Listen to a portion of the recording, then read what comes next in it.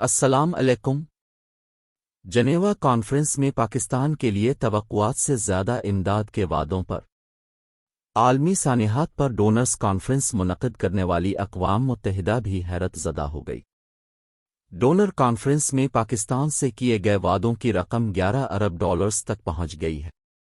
منتظم اقوام متحدہ ترقیاتی پروگرام ایچ اسٹینر نے کہا کہ ڈونر کانفرنسز میں اکثر عطیات کا اعلان مقاصد و اہداف سے کم ہوتا ہے، لیکن پاکستان کے لیے عطیات کے وعدے ہدف سے زیادہ ہونا غیر معمولی ہے۔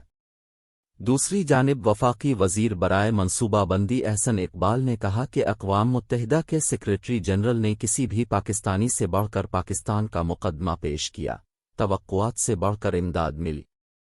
وزیر مملکت برائے امور خارجہ ہنا ربانی کھر نے کہا کہ پاکستان نے دنیا کی توجہ ایک مرتبہ پھر اپنی جانب مبذول کرا لی۔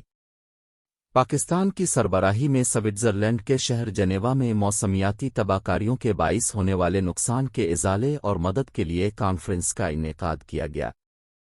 کانفرنس میں عالمی اداروں اور ممالک نے پاکستان میں سیلاب سے متاثرہ 3 کروڑ 30 لاکھ سے زائد افراد کی بحالی کے لیے 10 ارب ڈالر سے زائد امداد دینے کا وعدہ کیا۔ وفاقی وزیر اطلاعات مریم اورنگزیب نے بتایا کہ اسلامی ترقیاتی بینک نے 4 ارب 20 کروڑ دینے کا اعلان کیا ہے۔ ورلڈ بینک کی طرف سے پاکستان کے لیے 2 ارب ڈالر کا وعدہ کیا گیا ہے۔ وزیر اطلاعات مریم اورنگزیب نے کہا کہ برادر ملک سعودی عرب نے پاکستان کی مدد کے لیے 1 ارب ڈالر کا اعلان کیا ہے۔ سعودی عرب نے 1 ارب ڈالر کا اعلان بحالی کے کام میں تعاون کے لیے کیا ہے۔ وزیر اطلاعات نے کہا کہ ایشیائی ترقیاتی بینک نے 1.5 ارب ڈالر دینے کا اعلان کیا ہے۔ یورپی یونین نے 50 کروڑ یورو کا اعلان کیا۔ جرمنی نے 8 کروڑ 80 لاکھ یورو دینے کا وعدہ کیا ہے۔ مریم اورنگزیب نے بتایا کہ چین نے 10 کروڑ ڈالر کا اعلان کیا۔ جاپان نے پاکستان کے لیے 7 کروڑ 70 لاکھ ڈالر امداد کا اعلان کیا، جبکہ یو ایس اے نے 10 کروڑ ڈالر اور فرانس نے 34 کروڑ 50 لاکھ ڈالر کا اعلان کیا ہے۔